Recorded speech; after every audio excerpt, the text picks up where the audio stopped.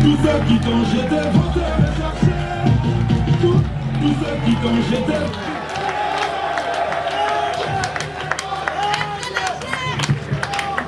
Chevalier des micros et de la plume. Après un si long moment de silence et de méditation, à la suite d'une série de turbulences émaillées d'actes de sabotage, d'humiliation, d'ingratitude et même de calomnie subis en début de cette année, j'ai décidé ce jour de vous convier en vue d'annoncer à l'opinion tant nationale qu'internationale que j'ai initié une formation politique ensemble avec d'autres Congolaises et Congolais que nous avons transformé en parti politique. Il s'agit bien du parti Alliance pour le changement, assez en sigle. Un parti de gauche qui prône la social-démocratie et qui a comme devise liberté, égalité et justice. Le parti AC fera sans nul doute l'opposition au régime Félix Tshisekedi. Et pourquoi nous le ferons? C'est exactement pour deux raisons. Premièrement, d'une part, nous avons constaté l'absence d'une vision claire et d'un leadership convaincant dans le chef du président Félix Tshisekedi, et d'autre part, l'incompétence notoire et la mégestion institutionnalisée caractérisée par l'insouciance, l'irresponsabilité, la jouissance et la prédation au sommet de l'État.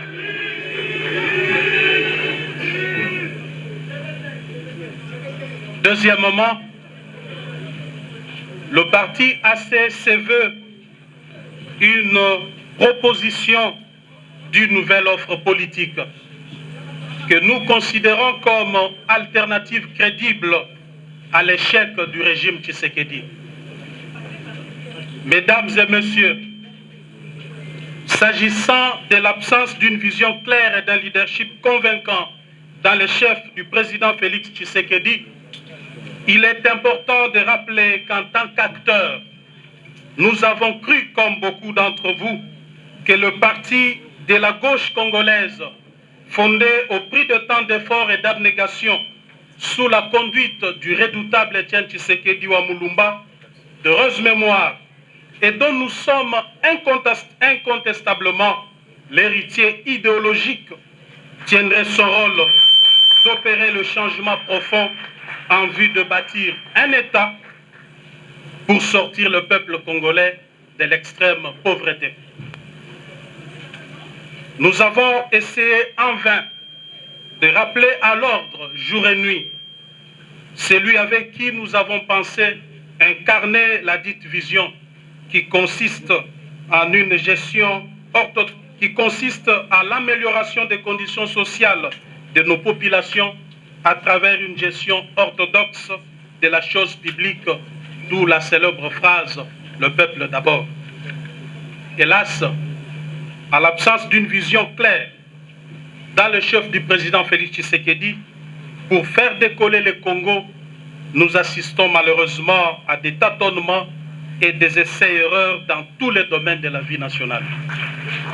Aucun projet concret n'a été finalisé alors que les caisses de l'État saignent jour et nuit, en contradiction des principes sacro-saints et inviolables qui caractérisaient notre orientation politique en matière de gestion de la chose publique, dont le socle est la bonne gouvernance et la redevabilité. Les promesses irréalisables sont considérées désormais comme mode de gestion. Le mensonge, la manipulation comme vision de gouvernance, les détournements des deniers publics et la corruption comme mode d'exécution de projets. Tous les échecs constatés sont la faute des autres, une véritable fuite en avant et un mensonge d'État. Le Parlement de la République, temple de la démocratie, est désacralisé et devient le lieu à travers lequel le peuple assiste, contre sa volonté, à des scènes de règlement des comptes, des traitements de sujets sans pertinence aucune et celle des théâtres de clowns politiques. Près de 4 ans plus tard, le système Tshisekedi est incapable de mobiliser les recettes à la dimension du Grand Congo et à l'immensité de ses ressources et richesses. En revanche, force est de constater que l'appareil de l'État se détériore et est devenu de plus en plus un club d'amis où les apprentis sorciers de tous bords exercent leur premier stage au sommet de l'État. Le peuple congolais fait au quotidien face à la montée vertigineuse des prix des denrées de première nécessité qui ont atteint leur instabilité sans précédent, alors que le gouvernement publie des statistiques de fois erronées et manipulées, vantées jour et nuit, ne reflétant aucune réalité des terrains. Quoi de plus ahurissant que de constater que le peuple qui constitue le fondement de la démocratie sociale ait été volé par l'État sous la coordination des services de la première institution de la République à travers le dossier RAM. Cette escroquerie d'État s'est déroulée au grand jour. Pire encore, le fonctionnaire, l'enseignant, le militaire et le policier qui devaient bénéficier tout simplement de l'amélioration réelle de leur salaire minimum garanti restent toujours bernés par des suppléments propagandistes, paradoxalement à leur panier de la ménagère, et sans repère ni soubassement dans le calcul de la base salariale. Il va sans dire que le gouvernement a abandonné sa mission principale. Le peuple est désormais face aux dirigeants irresponsables. L'absence des mesures rationnelles d'encadrement de la gratuité de l'enseignement, fondamentale bien entendu, fait chuter la qualité de l'éducation nationale, alors que l'accès aux soins de santé primaires de la population devient un cauchemar sous le régime des jouisseurs. Mesdames et messieurs, nous avons à son temps demandé la réduction du train de vie des animateurs des institutions.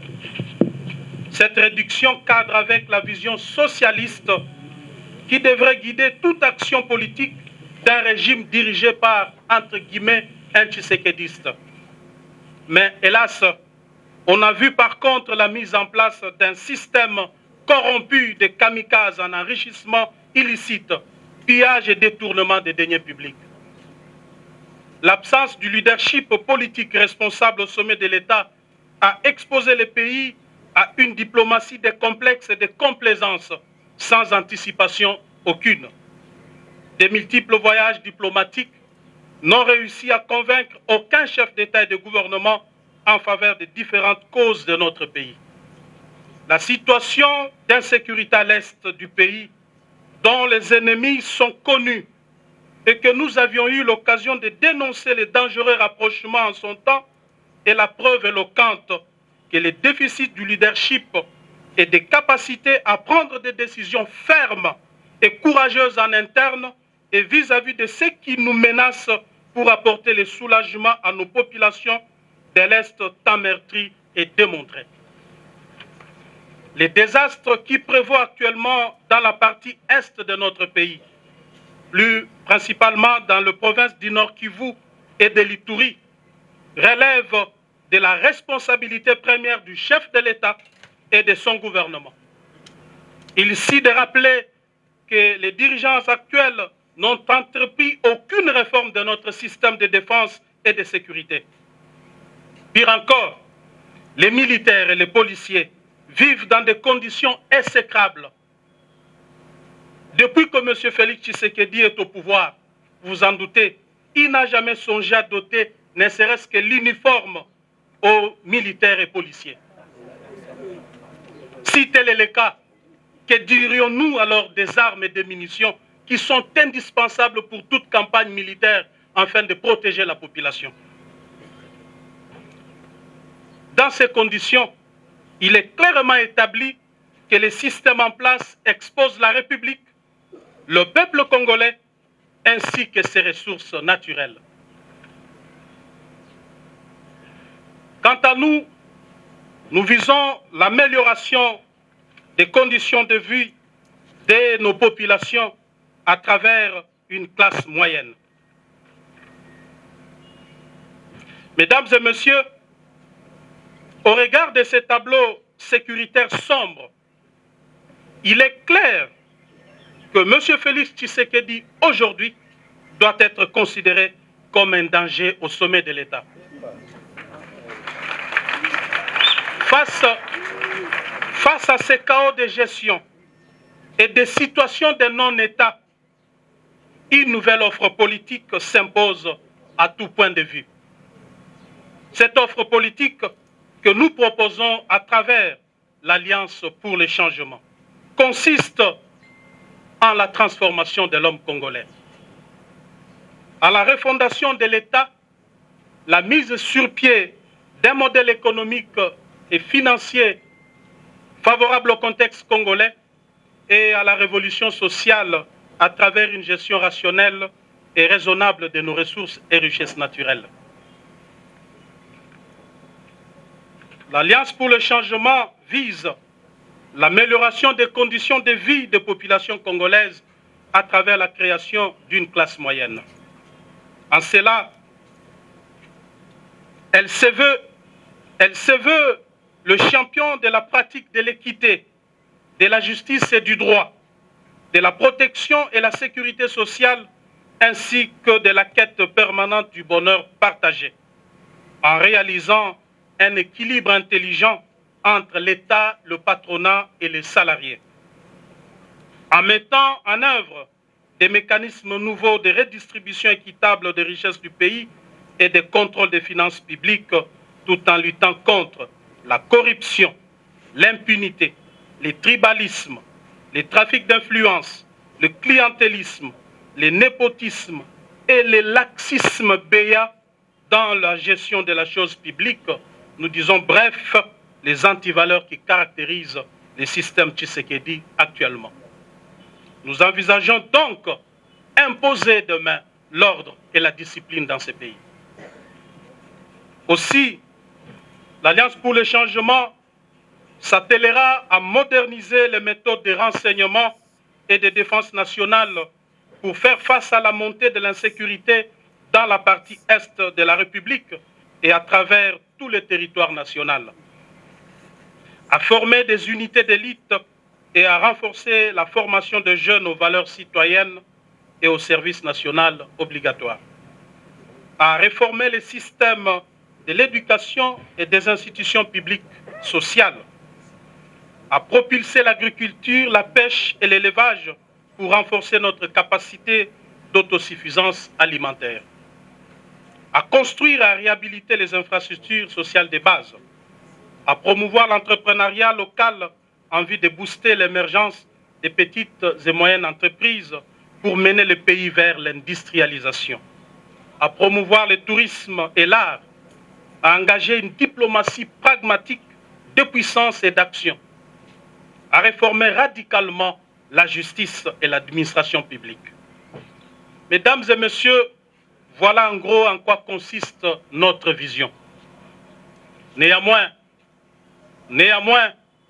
nous sommes tenus de vous informer que jusqu'ici, le régime en place ne nous a pas encore délivré l'arrêté d'enregistrement pour nous permettre de fonctionner, alors que nous avons introduit la demande d'enregistrement de notre formation politique depuis le 14 juin 2022 au cabinet du vice-premier ministre, ministre de l'Intérieur.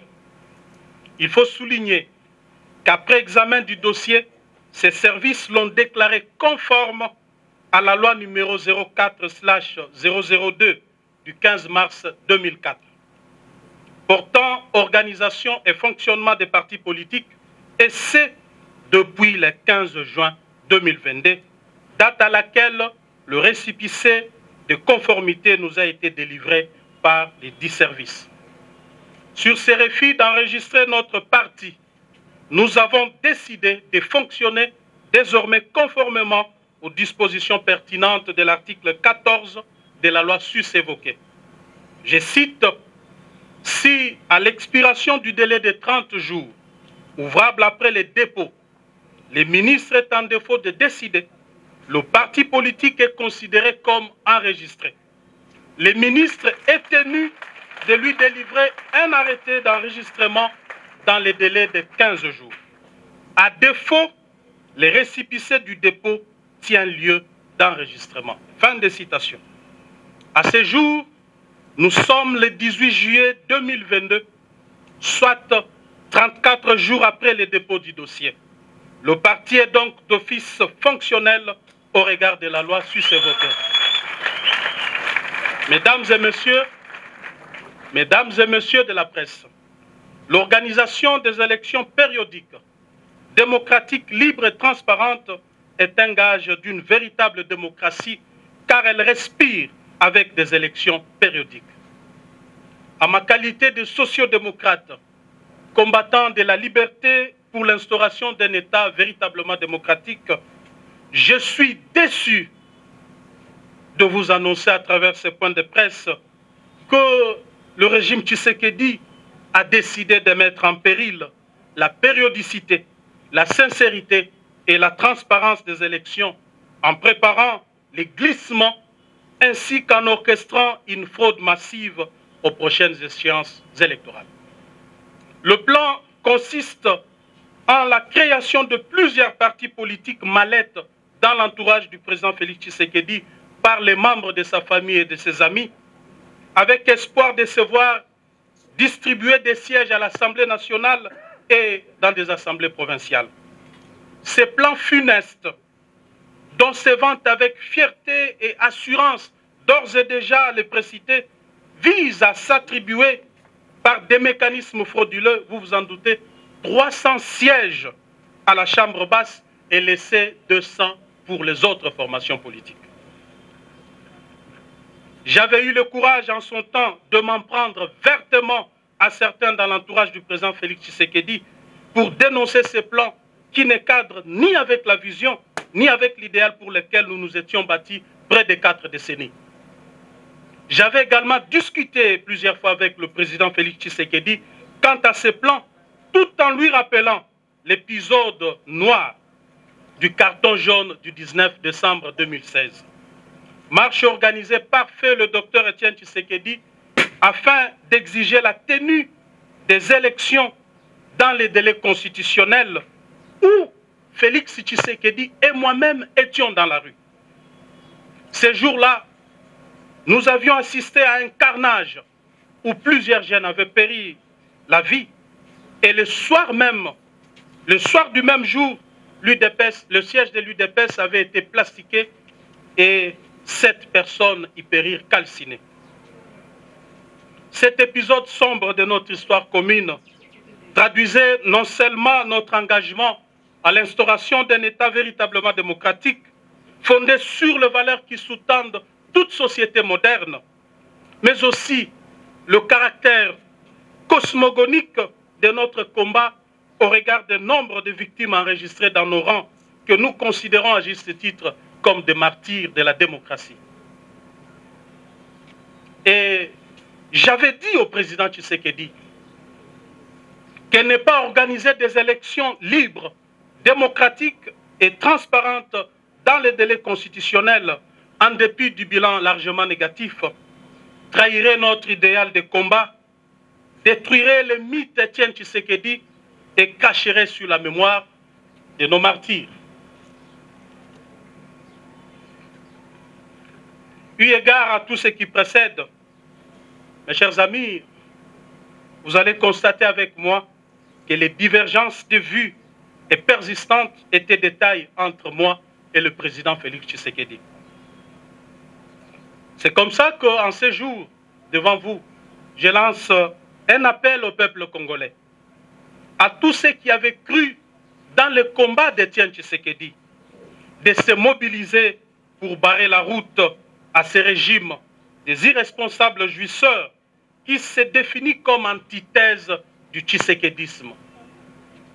Ne pas les faire a pour risque de pérenniser la souffrance et le maintien de la République dans le sous-développement avec péril de plonger le pays dans une guerre civile inutile. M. Tshisekedi doit désormais savoir que cette manœuvre ne passera pas. Et je m'engage personnellement à affronter aux côtés du peuple cette machination. Parce que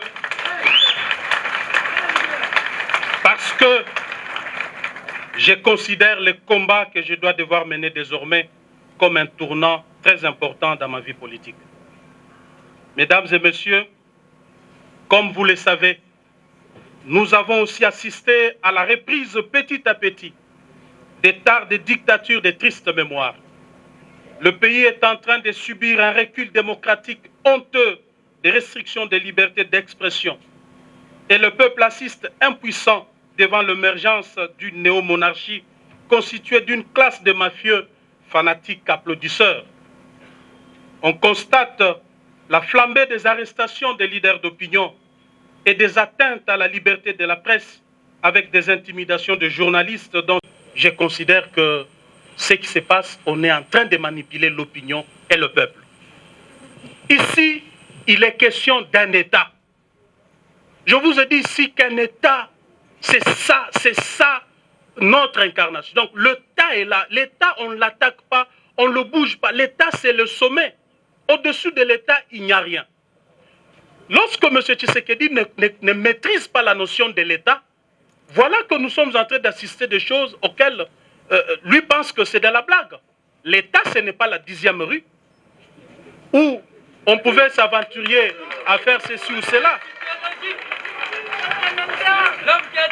L'État, c'est l'État. Il a ses mécanismes et ses moyens de fonctionnement qui requièrent de l'intelligence, de l'anticipation, de la sagesse dans les chefs de celui qui l'engage. Comment voulez-vous que la partie Est soit sécurisée dès lors que nous n'avons pas une politique claire en matière de défense et de sécurité?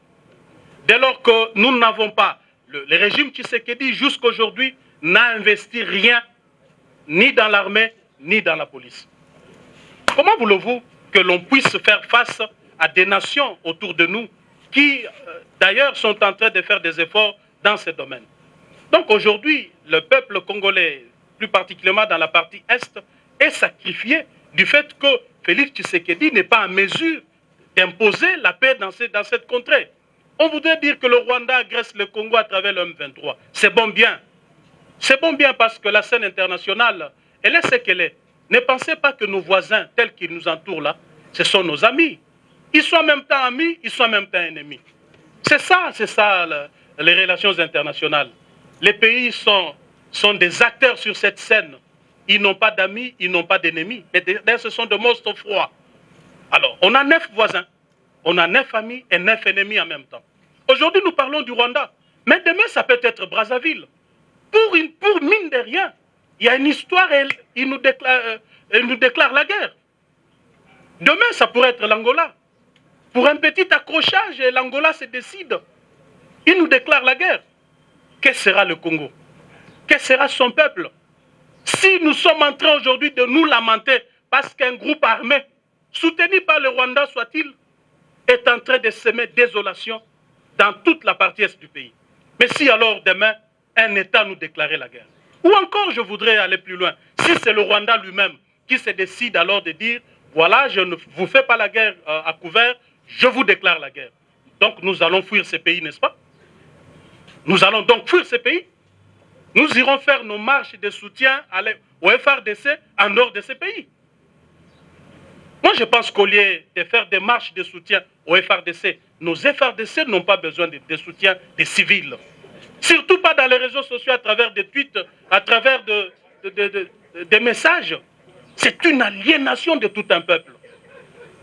En lieu et place de faire des marches de soutien au FRDC, en lieu et place de marcher contre l'ambassade du Rwanda, je crois que le peuple congolais aurait bien décidé de marcher contre Tshisekedi et son gouvernement pour exiger des actions plus concrètes afin de sécuriser la partie est. Clair à ce sujet.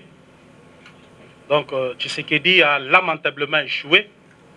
Et quand on dit que le bilan est largement négatif, ça voudrait dire ce que ça voudrait dire.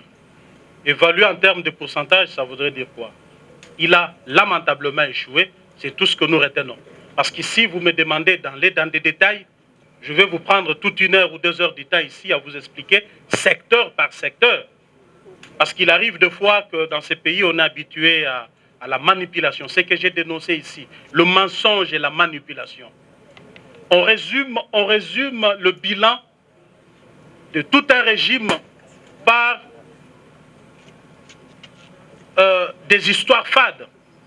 Parce qu'on a construit une école à gauche, on a construit une route de 100 km à droite et on dit que le bilan est positif. Non, le bilan d'un régime doit être global. Il doit intégrer tous les aspects de la vie. Par rapport à la sortie du point de presse des présidents, ne peuvent être que des joies, de beaucoup de jouissance parce que nous avons eu à les suivre. Le régime présent actuel a lamentablement échoué. Et par rapport à la nouvelle vision que notre modèle, notre président Jean-Marc Aboum, qui est notre président national du parti, Oyazali, président Nabiso, il y a assez. Vision naye ezali vraiment il y a kitoko makasi. Il y a la réformation, il y a l'homme congolais. Oyo longtemps azali accroupi na kati ya misère, oyo il y a le régime actuel ezali ko faire couper. Puis la refondation de l'État. Ezali aujourd'hui le peuple congolais azali aujourd'hui n'est plus souverain. Il n'est plus dans ses droits parce qu'aujourd'hui nous voyons un groupe armé na combo ya M23 bazali ko faire agenouiller. Donc vision ya président Jean-Marc Aboum alobi non avec de telles histoires oyo lelo pepe azali ko lela oyo sengé na ye ale kana ko tia ordre na sommet peuple d'État ali ko jouer. Donc vision ezali ki azwa pouvoir lobby pour azong se makambo na kati ya mulongo. Donc voilà, merci. Na biso ezali que le président Jean-Marc Aboum auti ko lobango clairement que l'État, on ne peut pas respecter l'État, l'État reste l'État. Tomeka qui proposait ba piste de solution oyo ezalaki pona ba attente ya peuple. Ba piste de solution wana oyo tokokaki ko sala te dans l'IDPS. Yango tomonaki que des gens partis et commis kokende na ndenge te peuple azo s'attendre yango sur le terrain. Ce sont les éléments oyo sali que to s'opposer na ba élément wana pona to koma na parti oyo biso alliance pour le changement. Le changement réel c'est au niveau de la mentalité oyo tozo s'attendre que koya te pona koya ko fona flatterie moko songolo pona koya ko adorer mais réellement les résultats oyo peuple azo s'attendre à comme slogan oyo IDPS ya ce que dit le père le peuple d'abord. Donc yango nde toye ko s'opposer nango pour que le peuple se retrouve réellement dans le droit oyo à kokai kozala nango na mboka oyo République démocratique du Congo. Merci beaucoup. Et là, quoi qu'on prévoit, les athées au moni loi nabiso est quand même riche et puis ça qui biso délai. Donc du fait déjà assez ayaki ko déposer statut naie na ba mikanda mususu wana et kokai ko sala pour que les personnalité juridique et banda ko fonctionner na Congo to déposer yango président Jean-Marc Akoto Lubawa na article 14 il y a loi oyozo réglementé par parti politique et puis si biso ndingisa qui est 30 jours après ceux qui ministre de l'Intérieur à répondre binoté d'office silence naie vos consentement. Donc na lelo tokoka ki coivrer ou sinon tobandi déjà coivrer officiellement et tout en respectant effectivement prescrit à loi. Donc to violer à ta loi à mon côté. Alliance pour le changement, en suivant les messages, la vision qu'on a résumée par le président, déjà je vois c'est un parti national parce que tout Congolais veut le changement. Donc ces changements, il a dit, ça ne doit pas commencer par changer des structures, mais les mêmes dirigeants D'abord, c'est un changement de l'homme congolais. On doit changer la mentalité de l'homme congolais, la façon de faire du Congolais et la façon de considérer la gestion de la chose publique et faire un peu de différence, la manière de gérer des institutions publiques et de gérer votre propre foyer. Parce que même la parole de Dieu dit, celui qui est incapable de gérer son propre foyer ne peut pas diriger. Voilà raison pour laquelle nous invitons franchement tous les Congolais de prendre ça en considération, parce qu'aujourd'hui, je vois des gens dans les réseaux sociaux, les gens ne font que commenter là où il y a eu des vérités. On doit se dire des vérités en face. Donc nous demandons qu'il y ait changement. Ça c'est très important. Si vous demandez à tout peuple, tous les habitants de la RDC, ils veulent les changements. Au pouvoir, aujourd'hui à l'opposition, d'abord, je dois vous rassurer que la politique est dynamique dans le sens que lorsque l'intérêt général, l'intérêt suprême de la population est menacé, vous ne pouvez pas demeurer là où on est en train de menacer l'intérêt du peuple. Donc, l'Alliance pour le changement ne veut que se battre afin que le peuple congolais puisse trouver ses droits. Ça, je pense que c'est indispensable dans notre pays, qu'on puisse nous donner seulement des utopies comme enseignement que la RDC c'est un pays riche alors qu'on trouve la population très pauvre. Voilà, donc raison pour laquelle les changements s'imposent à tout le monde et tout le monde veut les changements. Je répète, pour changer le pays, on doit commencer par changer l'homme congolais. Et l'homme congolais va être changé par les modèles ou sinon par la manière dont on va respecter les textes qui régissent, n'est-ce pas, la gestion de la chose publique. Je vous en prie. En tout cas, d'abord, sentiment et satisfaction, parce que intérêt Yamboka, intérêt y a peuple congolais, il faut ezala au-dessus, il y a toute attente individuelle. Message du président Kabound, qui est d'abord l'héritier incontournable, idéologique du Sphinx. C'est un message d'encouragement et d'espoir pour dire au peuple congolais que rien n'est encore perdu. Le combat que nous avons tous héritier du Sphinx, il faut tout pérenniser Yango à la lettre. Un combat axé sur les peuples d'abord. Peuple d'abord, il ne faut pas être à la slogan, il y a des politiciens jussaires. Ils doivent se servir na Yango pour attirer sympathie à la population, mais il faut être à la réalité.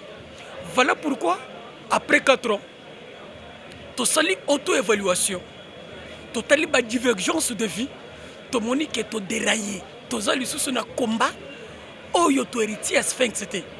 Alors, comme l'homme prudent voit le mal de loin, notre mentor vivant, Jean-Marc Kabound, il a dit non, nous devons arrêter pour prendre une décision pour sauver l'intérêt de Mboka, pour sauver Mboka, pour sauver Mboka na maboko ya bajusser, na régime ya lelo, de façon que Congolais à se sentir fier d'être Congolais, fier de vivre na kati ya mabele na ye.